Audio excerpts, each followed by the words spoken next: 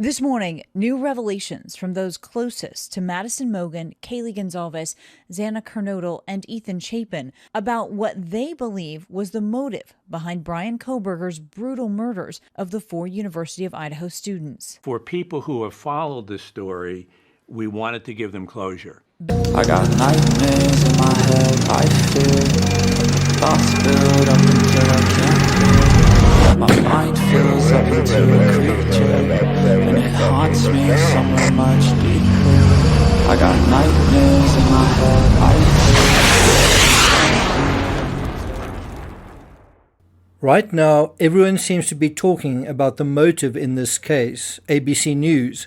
New book on University of Idaho murders sheds light on BRYAN KOHBERGER's potential motive. Slate. What was the motive behind the Idaho College murders? A new docuseries and book attempt and answer.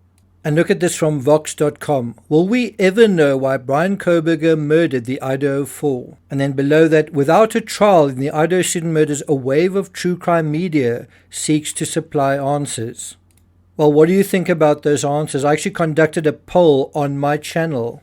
And just look at how split those answers are. By the way, he's a psychopath is not a motive. That may describe the kind of killer you're dealing with, but that is not a motive. There are plenty of psychopaths out there in psychopathic professions, such as chefs, police officers, journalists, surgeons, salespeople, media, lawyers, CEOs, that aren't criminals. Do they have motives to murder as well? Well, of course not. So we seem to be very bad at it, at this idea of fathoming motive. Have you noticed? I saw on another channel, actually a channel by someone who ought to know something about motive because she's a profiler, reduce the motive to no motive. He's a psychopath. I think it was mentioned in the first 10 seconds. I can't tell you how often I hear that and that he or she's a narcissist in every true crime case I deal with. And it's just not true. It's just not accurate. Please, if you hear someone saying those words and those are just empty labels, run. You're not getting any insight into who someone is by someone else labeling someone else. That shows someone who doesn't really know who the person is that we're dealing with. That's not to say this is an easy question. Motive is hard because motive, which is a why question, requires that we know the who of a person. Who reveals why. And we want to put those words up on screen. Who reveals why. Get the who wrong, and you don't have a hope of even scratching the surface of why.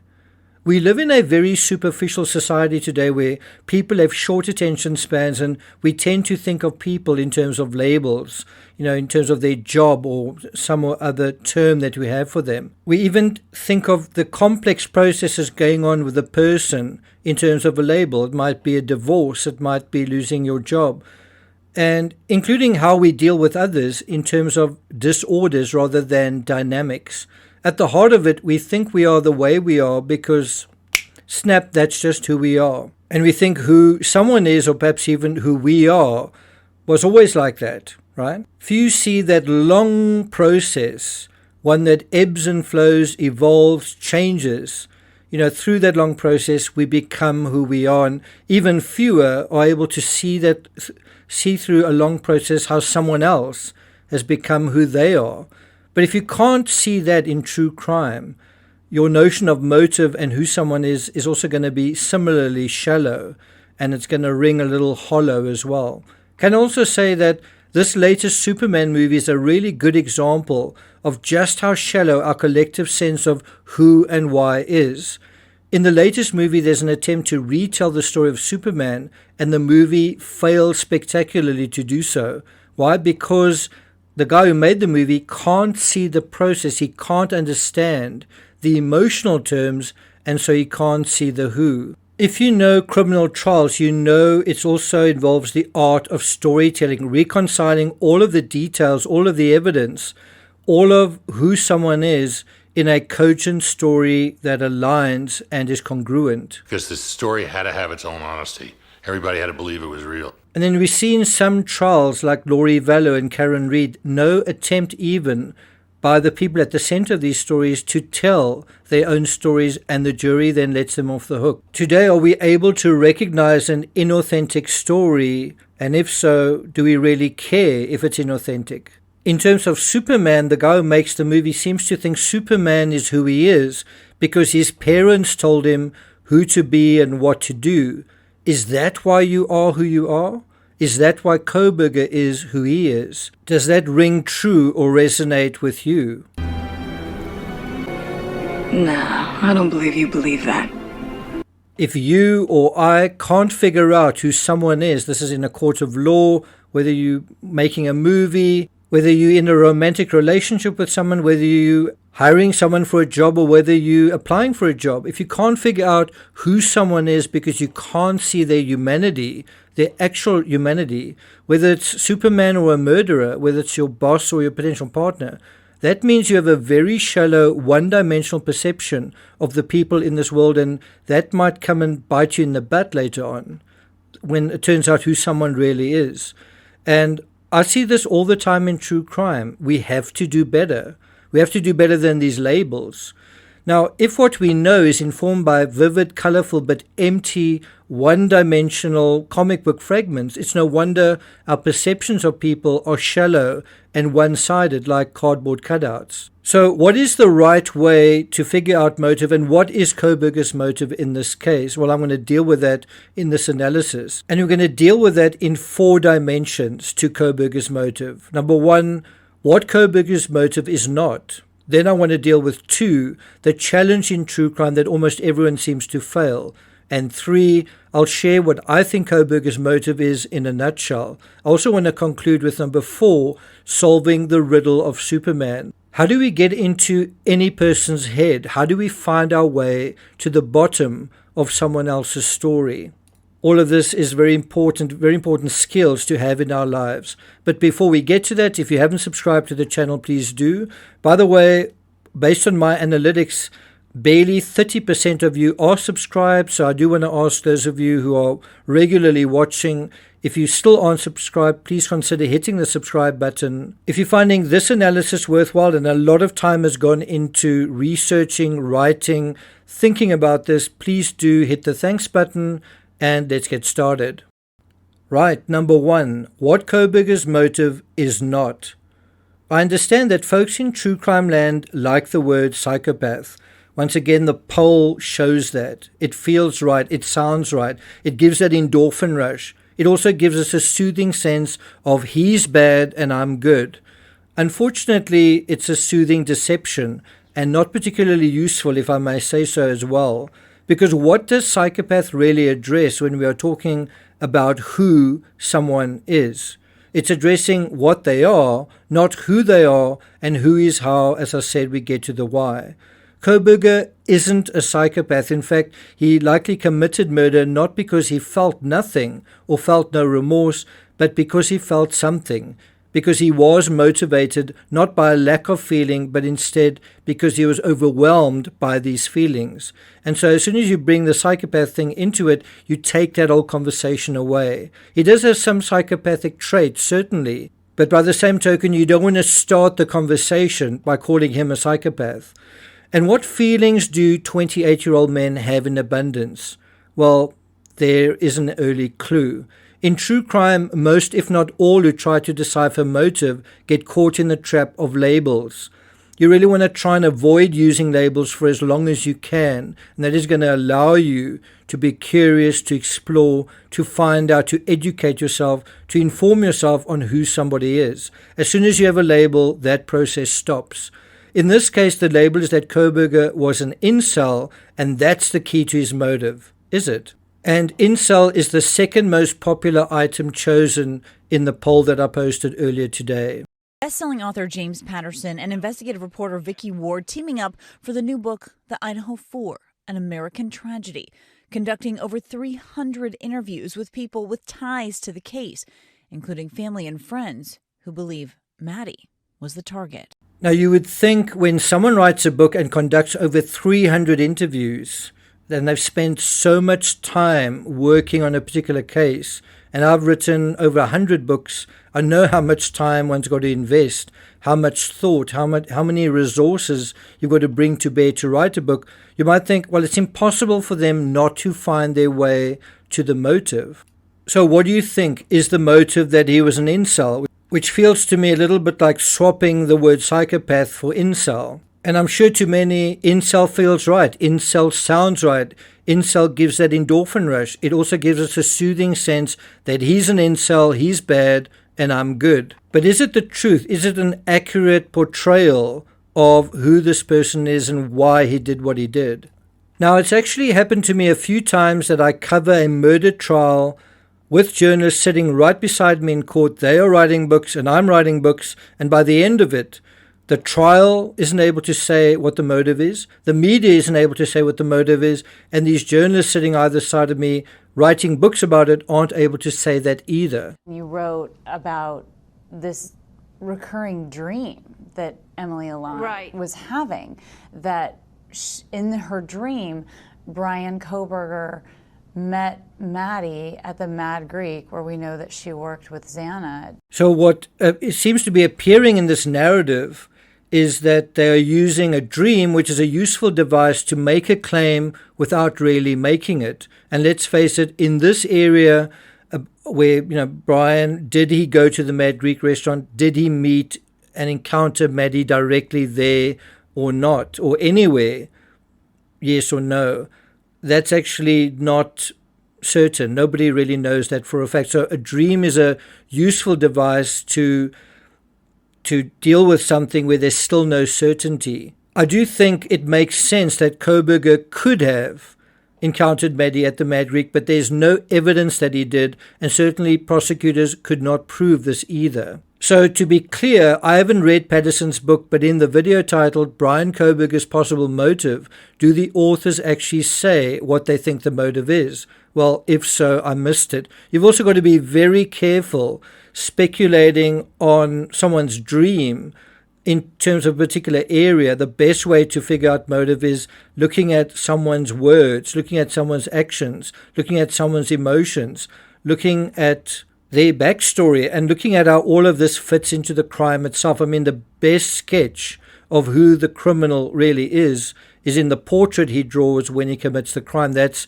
his most authentic moment, in a sense. From an article in Fox News, the authors seem to fixate on Elliot Rodger and the idea that BRYAN KOHBERGER is an incel. This is a catchy idea, and Rodger is one perpetrator I wrote extensively about in my book Incel, which even has Elliot Rodger on the cover. So I know Elliot Rodger very well. I can also tell you, though there are some basic similarities, such as BRYAN feeling invisible, there are also huge differences between Kohberger and Elliot Rodger. And how am I able to have this conversation with you? Well, by knowing Kohberger very well and by knowing Elliot Rodger very well. If you don't know one of them very well, you can't have this conversation. And certainly if you don't know both of them, you can't have it either.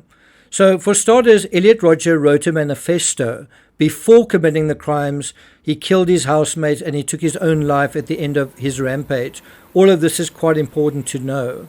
BRYAN didn't do any of those things. He didn't write a manifesto, and I suspect BRYAN's target was Maddie and nobody else, whereas Elliot Rodger had multiple targets. I also don't think BRYAN communicated with incels or even identified with them. That is the most important part of all. This crime has been associated with serial killers and mass killers when it really shouldn't be. I mean, how can it be associated with these types of killers when his target was likely one person? And that's a very fundamental assumption one's got to make here. Who was he targeting? Did he know them? And here I say, I don't think he intended to kill more than one person. But I do think revenge is part of Kohberger's larger motive. It's just revenge on a much smaller scale than Elliot Rodger's. So there are some similarities, but it's not nowhere as dramatic as we saw with Elliot Rodger. And it also ties into a broader story of BRYAN KOHBERGER's social death, social isolation and rejection, things that Elliot Rodger also went through when he was a student. According to Fox News, and they are dealing with a book here on Kohberger, Kohberger may have been inspired by one killer, Elliot Rodger. The 22-year-old was obsessed with exacting retribution after experiencing what he claimed was a lifetime of social and sexual isolation. Now, that's something else to bear in mind. Elliot Rodger was quite immature. He's 22 years old, whereas Kohberger was 28 years old. There's quite a big difference just in the age situation. And I think where Kohberger was kind of a senior student, I think he probably felt that he deserved more respect in lieu of his age. And so I think the dynamics are a little bit different. In 2014, Rodger killed 6 people in a stabbing and shooting spree in Isla Vista, California, before turning the gun on himself. So this was also not just a knife crime or even just a knife and gun crime. It also involved his vehicle. And so Fox News quotes from the book, "No one knows that, like Rodger, Bryan is a virgin who hates women." Now, I don't know if that is a fact, that Bryan is a virgin. I don't know how they would know that for a fact. Is Bryan sexually inexperienced? Sure. Is he a virgin? I don't know if you can say that for a fact. No one knows that Bryan copes with loneliness by immersing himself in video games. To what extent was he doing that in the final months of his life? Like Rodger, he goes for night drives. Like Rodger, he visits the gun range. And like Rodger, he goes to a local bar, tries to pick up women. Well, so do many other students. But I don't think you can say Kohberger killed Ethan because of the same motive. He killed Ethan because Ethan happened to be there. And after that, he stopped killing. If Kohberger was Elliot Rodger, he would have continued. He would have killed all 6 people in that house. And he probably would have gone outside and continued after that. So Rodger had a much stronger hunger for attention, a much deeper grievance with society, in part because of his age and in part because his parents were Hollywood celebrities. His father had worked on the Hunger Games and he'd attended the Oscars with his father. His need for attention was much greater. The sense of spoiled entitlement with Rodger is much, much greater. Rodger drove a spiffy black BMW and stayed in a spiffy apartment at the spiffy University of California campus. Kohberger drove an old Hyundai Elantra, stayed in pretty ordinary apartments. I've been there. You know, they seem pretty dull for student digs over the weekend. I think they were actually allotted to parents, students who were parents or families. And Kohberger also got along with his parents a lot better than Rodger got along with his family. I believe Patterson's book, which seems to fixate on Elliot Rodger, does so because it wrongly conflates Kohberger with an incel, and just that. The trouble with this assertion is that I don't think Kohberger saw himself that way, not as simplistically as the authors would have you believe anyway, and not as intensely either. Again, Rodger killed many people not just using a knife, but with a gun and by hitting them with his car. His YouTube posting plainly revealed a tortured young man, but who really was Elliot Rodger and what led him to snap? Joe Fryer has that part of our story. By now, many students in this college community have watched the haunting YouTube video posted just 10 hours before the shootings. You denied me a happy life. And in turn, I will deny all of you life. Now, what is similar here is that Bryan takes a photo of him, a selfie, after the crimes, whereas Elliot Rodger does something similar, but he does it before the crimes, knowing that he's not going to come out of it alive. So again, the level of intensity is much, much greater with Elliot Rodger, but it's different between these two individuals. You also have additional elements that are present with the one and not present with the other, such as the fact that Kohberger was studying criminology, whereas Elliot Rodger wasn't. So I think on the night in question, when Kohberger entered the house and he found Kaylee with Maddie, that was a surprise. And it led to others in the house being alerted, including Xana and even Murphy, who was next door. Xana was outside of her room at the time. That's something else Bryan didn't anticipate. It's also probably during his attack and tussle with Kaylee that he lost the knife sheath. Had it been a one-on-one attack, he likely would not have made that mistake. But would he still have gotten away with it? Well, there was still someone ambulant that may have observed him in the house. I still have my doubts whether he would have gotten away with the crime. That brings us to number 2, motive, the challenge in true crime that almost everyone seems to fail. Now, you may have noticed not everyone can deal with this subject. It's not easy, but it's also not rocket science. Well, maybe for some it is. Coming back to psychopathy, yes, Kohberger ticks some of the boxes. He's antisocial, he has shallow emotional responses, he lacks empathy. But like Incel, not all of the psychopathy cliches are true. Why was he a vegan? Because he lacked empathy. Did he kill because he had shallow emotional responses to very deep and intense emotional responses, or not? Is he antisocial, or is he actually wanting to be social but failing? Because there's a big difference. This is what makes motive quite difficult. Getting to know the who is hard. It takes time. What do I mean? When we talk about motive, we are drilling down into the deepest bedrock of true crime. This is where the information density is at its greatest. The identity of a person is often hidden below masks and roles. It's sometimes quite tangled up, and sometimes, even when we try to fathom our own selves, it's confusing. Young people, sometimes their identities are still evolving. So they're showing certain traits of being a certain kind of person, but there's a residue of a previous life still there. You know, someone is emerging essentially into who they're becoming.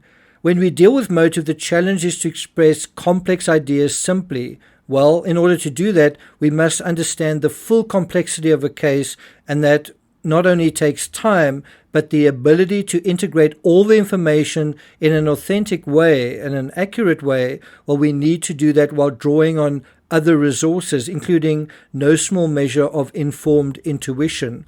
So this idea of using someone's dream isn't as far-fetched as it sounds. But of course it would have been much better to use a dream Brian had, or a nightmare Brian had, if one had access to that sort of information.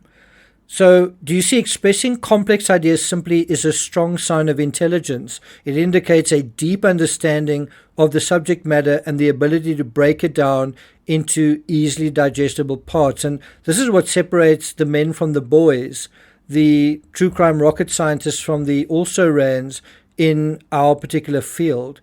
In true crime, there's often a lot of complexity, a lot of detail, a lot of evidence and analysis, but very little substance, very little ability to synthesize something simple out of all of the information, something that's simple and true, not simple but simply false.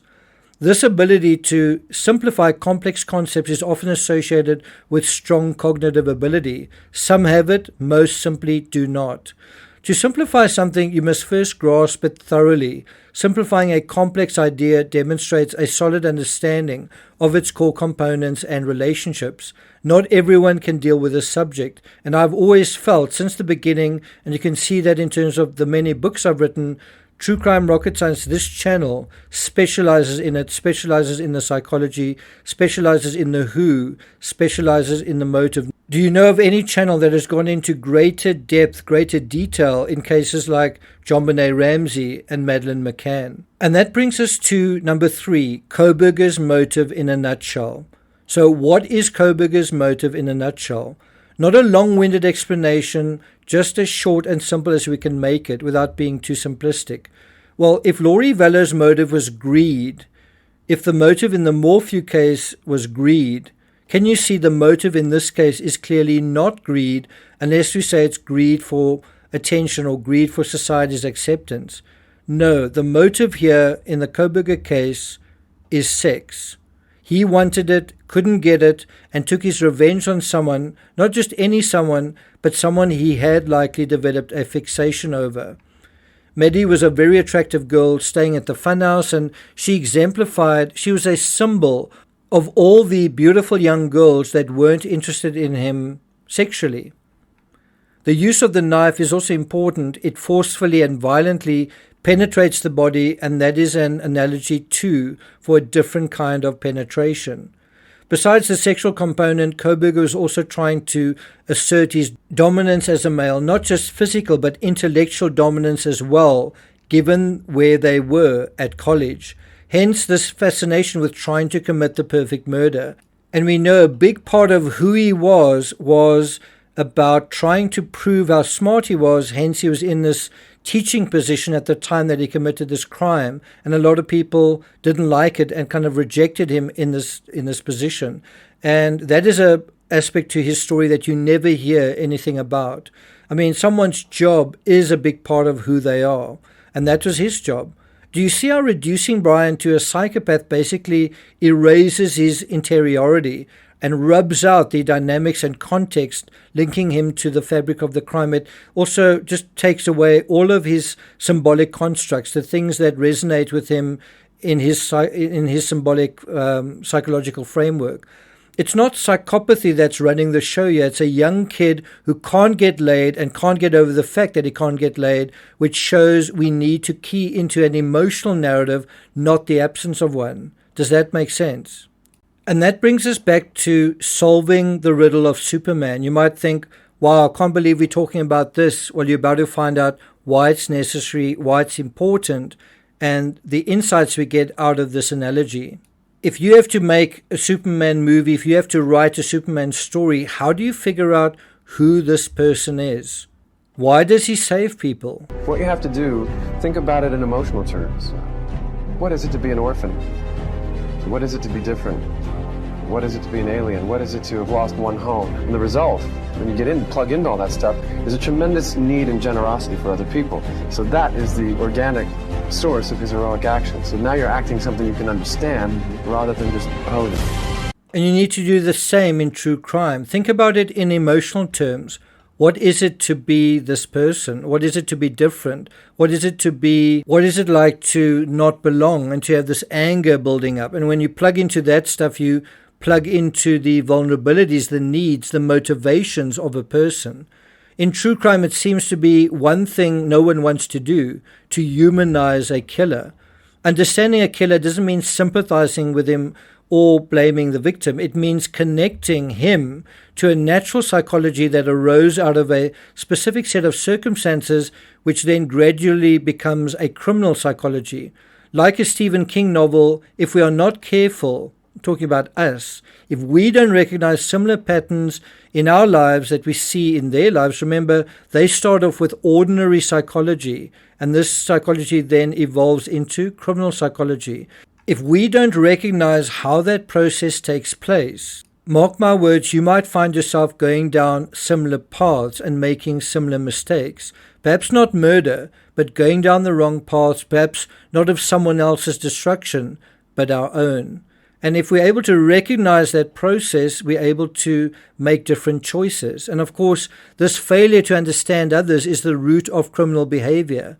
But how can we expect to understand others if we can't or won't understand ourselves? And I've always thought, one of the ways that a criminal can stop being a criminal or stop going down that road is through exercise. And what does exercise do? It teaches you to connect to your world, teaches you to master your emotions. It teaches you to understand yourself. That is what they most need. But that's something we can all use. And in so many cases where there are criminals, you see that they don't exercise. Exercise is very good therapy. There's so much we can learn about ourselves and the world, how we are shaped by our experiences and symbols and traumas and triumphs. So many lessons, so much that can enrich us if we allow ourselves to feel our way, including into this admittedly dark place. But feel our way, not gratuitously, not pointing fingers, not always trying to blame, not always trying to just see the victim side, but trying to get a grip on the full human condition that, after all, aren't we a part of as well? It is not our fight. It is our fight. It will not end here. With every victory, this evil will grow. If your father has his way, we will do nothing. We will hide within our walls, live our lives away from the light, and let darkness descend. When you see a motive via a label like psychopath, you're applying a very rigid psychology to something that is far more complicated, and you're also oversimplifying it. Yes, simplified, but that's oversimplifying it. To play the outward appearance of the character as a quality results in a very stiff portrayal. In other words, if you end up saying he's a hero, I will therefore look heroic, you're dead. By the same token, you can't say he's a villain, therefore give him the qualities of a villain. He's a psychopath. That's really not the way to find out who someone really is. And you might say, I don't want to find out who he really is. I don't really care who he is. He's evil. But you do want to understand how this world works, don't you? You do want to know how good you are at deciphering reality, don't you? And so emotions are a key to understanding ourselves and any other person.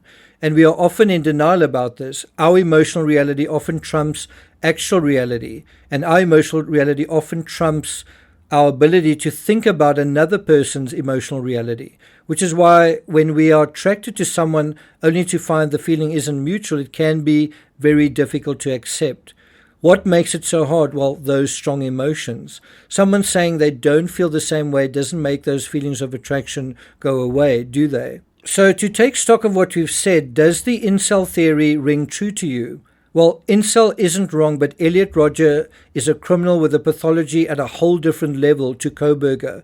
He wanted to go out in a blaze of grisly, bloody glory, and he was so far down his own rabbit hole of despair, he no longer wanted to live. Look at Bryan. Not only does he want to live, he took a plea deal to avoid death, to avoid the firing squad. It doesn't ring true to me because it distorts who Bryan really was, and bottom line, it's not how he saw himself. If it was, his social media and browser history would be full of incel-related activity online. As far as I know, it isn't. It also says a lot more about the person who believes it, which tries to make Bryan, bad as he is, worse than he is, by using a pejorative term that may feel satisfying, but it's just not accurate. In the UK, a man stabbed his girlfriend to death because he felt that she was working too hard. After doing so, he searched for porn for 10 hours or something. Is he an incel? But he wasn't getting as much sex as he wanted either. And he also used a knife. No, the motive in that case is actually two motives, sex and drugs. When he searched online, he was searching for pornography. He was also searching for cocaine. If Kohberger was Elliot Rodger, he would have written a manifesto, he would have stood up in court and read it, and who knows, maybe at his sentencing next week on July 23rd, he will. By the way, if you found this discussion on motive interesting and want me to go into it into more detail, there's quite a lot that I can still say about it, please do let me know in the comments. I'm not going to take it further than that. Thank you for listening, and I'll see you guys next time.